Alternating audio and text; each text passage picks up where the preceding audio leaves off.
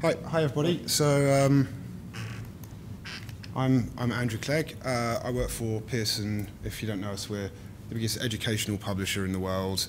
We're also owners of the Financial Times Group and, for now at least, Penguin Group.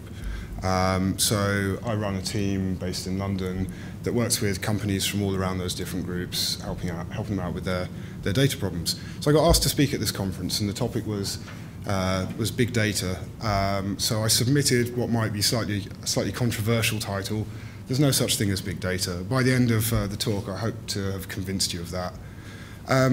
So I'll go into exactly what I mean by that shortly. But I mean, there are a few kind of straw men around. Well, big data is only relative to the size of the hardware you've got, or big data is relative to the skills you've got, or what's big data for Facebook is out of the scope of almost any other company, or this year's big data is next year's medium data, and so on. But I think there are a few more subtleties to that. I actually think it's quite an unhelpful term because it obscures important distinctions, and it can be quite misleading, and I'll show you why. So if you've got any questions and you don't manage to catch me afterwards or whatever, then you can always find me on Twitter.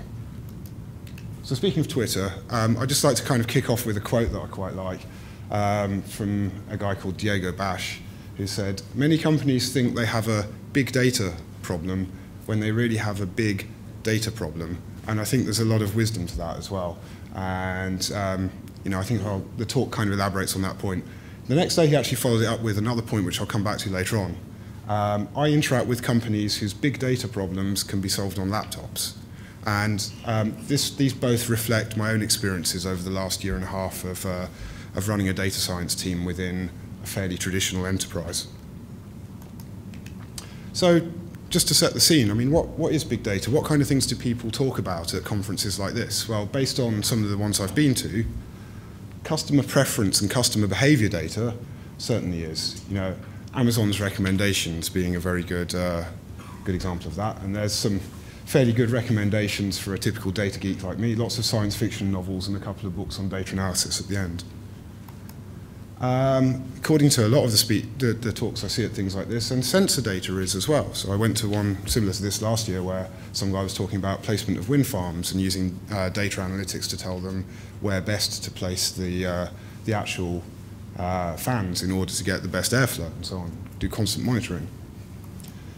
Web crawl data, well, I guess the original use case of big data was Hadoop. Sorry, even going back before Hadoop came out, it was Google when they were looking at collecting data from all around the web, indexing it all in parallel, using it to make inferences. And then things like Hadoop came along, which were open source re-implementations, Lucene as well, for example, of technologies that people like Hadoop used. And that's a data set that's just getting bigger and bigger all the time. Now, we've got social media data alongside more traditional web data these days. So things like Twitter feeds and Facebook feeds and that kind of thing.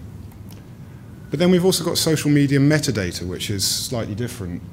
So for example, this is Facebook visualizing connections between Facebook users. So obviously most of the connections occur within the same country, but other connections occur around the world between countries, quite often countries that have the same language and so on. And I mean, certainly video, audio, and other multimedia data is big data. I mean, I shudder to think just how big YouTube is, but it's pretty massive. I mean, don't fall into the trap of thinking that because something is a video or a sound file, you can't analyze it and get insight from it. I used to work at Last.fm, the online radio service, and we actually processed sound files in parallel to extract signals like how fast they were, how energetic they were, how noisy they were, how harmonically or melodically complex they were, and so on, and used that to help power the recommendation engine that underlied the whole site. So another topic that comes up quite a lot, as you've just seen, is health, medical, and life sciences data. So 10 years ago, I started working in, probably more than that now, I started working in bioinformatics. And in that field, people have been doing this kind of thing for years, integrating data sources of different kinds, genomic data, protein data, clinical trial data, manually annotated data, automatically gathered data, that kind of thing, and drawing inferences from it. But if you're going to look at life sciences data, well, possibly the biggest generator of data in the world is CERN. The Large Hadron Collider produces, I think, terabytes of data a minute, and that dwarfs even the likes of Facebook and Google. So what have all these types of data got in common? Nothing at all, basically, nothing. What about size? Well, you know, CERN shadows everything else in terms of size, but I mean, even within an enterprise, there's lots of much smaller data sets that you can get useful insight from. These are 3 projects that my team's worked on. This one was looking at social connections on the company's intranet. The one on the top right was looking at shipping routes of physical products around the world, so visualizing them and finding inefficient ones. And the bottom right one was looking at sales of ebooks and segmenting the customers according to what other books they've bought, what part of the country they're in, what demographic they're in, and so on. And those are all, in the language of the question we had after the previous talk, that's all legacy data. There's nothing kind of new or unusual about any of this data. These 2 were just kind of a couple of tables that somebody pulled from an Oracle database for us. The one on the bottom right, we didn't even use a database, it was all in CSV files. Plus, these are all using free tools. Most of the stuff we do uses free tools, apart from the bottom right one, which is an experiment with Tableau. But we tend to stick to free tools because they're more scalable. So what about storage? You know, storage comes up a lot in big data. Well, all of these kinds of data, you have to find the right storage medium for them. There isn't a single big data solution that works for every kind of data. So you have everything from, you know, traditional relational databases for your e-commerce data, through to things like document databases and search engines for textual data, and through to things like, you know, for biomolecular data, then you've got very specialized file formats and tools to deal with the complex structures that are in it. You know, you have to, this isn't an exhaustive guide, you have to pick the right tools for the job. So saying we've got a big data solution to store all our big data in, you know, where's our big data going? Oh, it's over there. I mean, that's refusing to think about the problem, not analyzing it.